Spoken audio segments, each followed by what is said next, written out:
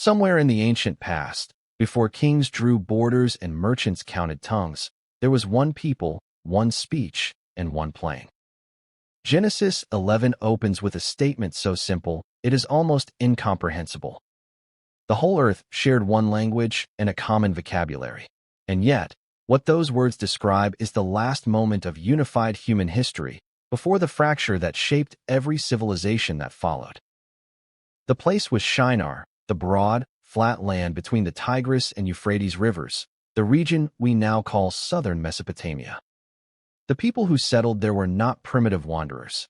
They were descendants of Noah's family, post-flood survivors who carried the memory of a world destroyed once before. They were determined it would not happen again. So they gathered, and they began to build. The Hebrew text is unusually precise about the materials. They used brick for stone and bitumen for mortar. Brick is manufactured. Bitumen is engineered. This was a civilization choosing to fabricate its own world rather than work with what God provides. The structure they raised was almost certainly a ziggurat, the great step temple towers of ancient Mesopotamia. Scholars identify the most likely candidate as the Etemenanki of Babylon, whose name translates as the house of the foundation of heaven and earth. Its base measured roughly 91 meters on each side. 7 tiers rose toward the sky. At its summit sat a chamber designed for the god Marduk himself. The Tower of Babel stele actually depicts Nebuchadnezzar II standing beside this very structure. The Esagila Tablet, preserved in the Louvre, provides its detailed measurements. The archaeology is real. The ambition it represents was real. But Genesis uses a devastating literary irony. While the builders believed their tower had pierced the sky, the text says God had to come down merely to see it. The distance between human ambition and divine reality could not have been made plainer. What exactly was the transgression? Their motive is recorded in Genesis 11 verse 4. Come, let us build ourselves a city with a tower that reaches to the heavens, so that we may make a name for ourselves. Otherwise we will be scattered over the face of the whole earth. 2 words define it. For ourselves. Twice. In the ancient world, a name was your essence, your legacy, your claim on existence. The builders were not waiting for God to speak. They were manufacturing their own significance through brick and collective ambition. Theologians have identified multiple layers.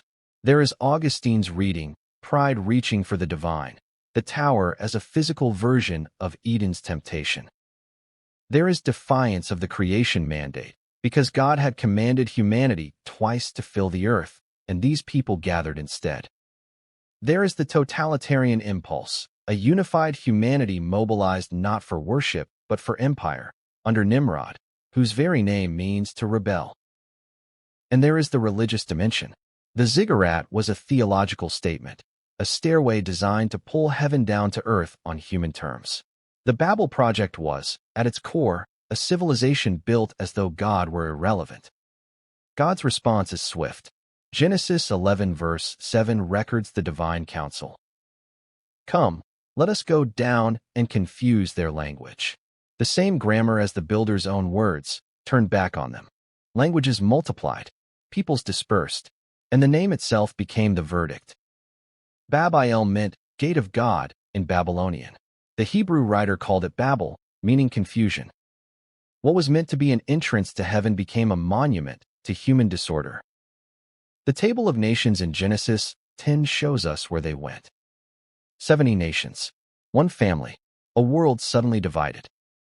Japheth's descendants moved north and west into Anatolia, Greece, and eventually Europe. Ham's line pressed south into Africa and the Levant. Shem's descendants moved east through the Fertile Crescent. The great diaspora of humanity had begun, which raises one of the most compelling questions in all of human history. When did the diversity of human skin tones emerge? All humans share the same basic pigment, melanin. The difference between a deep brown complexion and a pale northern one is simply a matter of concentration. Geneticist Nina Jablonski showed that skin tone follows sunlight with remarkable consistency. Near the equator, darker skin protects against folate deficiency, essential for healthy reproduction. At high latitudes, lighter skin allows the body to synthesize vitamin D from weak seasonal sunlight. When God scattered the families at Babel, small groups moved into vastly different environments. Natural selection did the rest, though the process was shaped by more than sunlight alone. Early hunter-gatherers in northern latitudes ate diets rich in vitamin D from fish, liver, and organ meats. That dietary source compensated for the weak sunlight, so the selection pressure for lighter skin moved slowly. But as farming populations gradually spread into northern regions, everything changed. Farming diets were built on grain, not fish or organ meats. Vitamin D from food collapsed. Suddenly, the selection pressure for lighter skin intensified sharply, and lighter tones spread rapidly. Ancient DNA studies confirm that for most of their prehistoric history, Europeans were dark-skinned. The lightning we see today only became dominant roughly 3,000 years ago, not immediately after Babel, but after the dietary revolution that followed the dispersal. The colors of humanity are a living record of the dispersal, written in our own skin.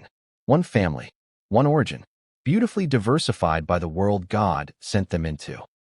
The Bible itself never treats dark skin as anything but normal.